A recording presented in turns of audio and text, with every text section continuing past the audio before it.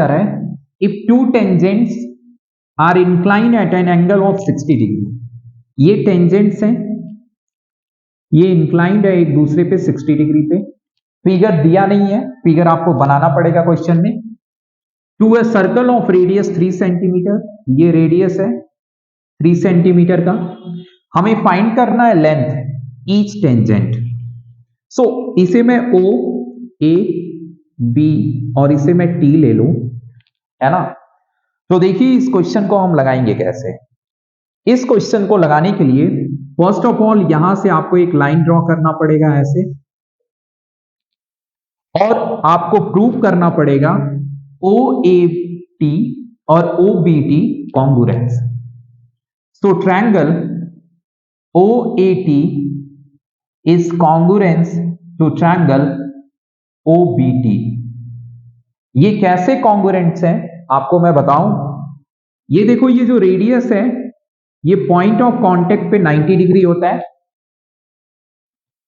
तो आप इसे भी एज अ रेडियस, ये भी है, ये भी पॉइंट ऑफ कांटेक्ट है बी, ये दोनों 90 है। इसे 1 इसे एंगल 2 ले लो। एंगल 1 इक्वल टू एंगल 2 आप लिख दोगे पॉइंट ऑफ कांटेक्ट ईच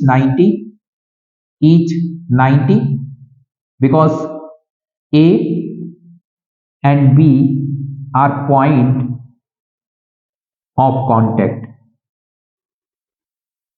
ठीक है, अब ये पॉइंट ऑफ कांटेक्ट होने की वजह से ये 90 डिग्री हो गए। ओ टी कॉमन हो गया, दोनों में है, इसे कॉमन लिखो आप। और ओ ए इक्वल टू ओ बी, ये रेडियस है, तो आप रेडियस लिखो। अब तीन चीजें मिल गई हैं, इनसे आप आरएचएस लिख सकते हो। जानते हो आरएचएस अप्लाई कब होता है, जब हाइपोटेनियस, ओटी हाइपोटेनियस है, ये इक्वल है दोनों ट्रायंगल का, और दोनों ट्रायंगल में एक एंगल 90 डिग्री है और एक बेस भी इक्वल है ओ ए और ओ बी, तो आरएचएस अप्लाई हो गया, राइट एंगल हाइपोटेनियस साइड। ये अप्लाई होने की वजह से ये कॉन्ग्रुएंस हो गया। अब कॉन्ग्रुएंस होने की वजह से ये एंगल और ये एंगल इक्वल हो जाएगा। इसे मैं 3 ले लूं, इसे 4 ले लूं, तो मैं लिखूंगा एंगल 3 इक्वल टू एंगल 4, और इसके लिए रीजन लिखूंगा सीपीसीटी। अब 3 और 4 का जो सम है इन दोनों का दिया हुआ है 60 डिग्री। देखो ये पूरा एंगल 60 डिग्री दिया है। अब ये 60 है, तो एंगल 3 कितना हो जाएगा, 4 की जगह पे भी तो 3 लिख लेंगे क्योंकि 3 और 4 इक्वल है यहां पे, तो 4 की जगह पे 3 लिख लिया मैंने, तो 2 बार 3 आ गए, तो 2 एंगल 3 60 लिख लो, 2 से कट गया, एंगल 3 हो गया 30 डिग्री, यानी ये दोनों 30 हो गए। अब ये एंगल आपको पता चल गया 30 डिग्री, ये 90 है, तो ट्रिग्नोमेट्री अप्लाई हो जाएगा कि नहीं। ट्रिग्नोमेट्री अप्लाई करके आप इसे एज अ बेस लो या एज अ परपेंडिकुलर लो, डजंट मैटर।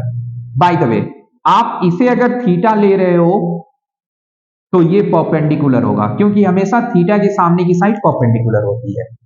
ठीक है, तो परपेंडिकुलर पता है, हाइपोटेनियस निकालना नहीं है, ओटी निकालना होता तो वो भी निकल जाता, हमें एटी निकालना है, तो परपेंडिकुलर और बेस में रिलेशन बनाना है।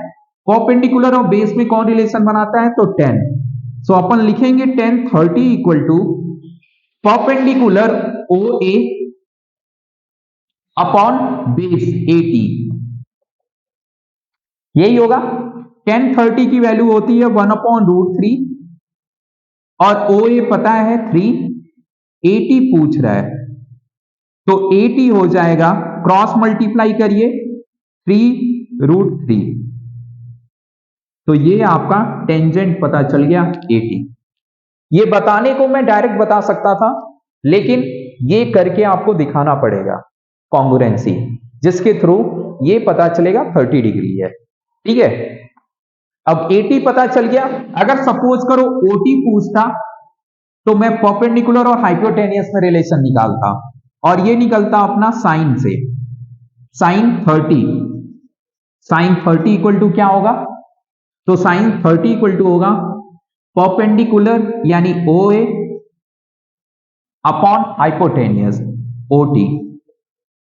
साइन 30 है 1/2 और ओ ए है 3, ओ टी निकालना है, ओ टी इधर आया और ये 2 3 6 हो गया। सो ओ टी भी पता चल गया है ना। अब पता है जितना ए टी है इतना बी टी है, तो ये भी क्या होगा 3√3 ही होगा बी टी भी।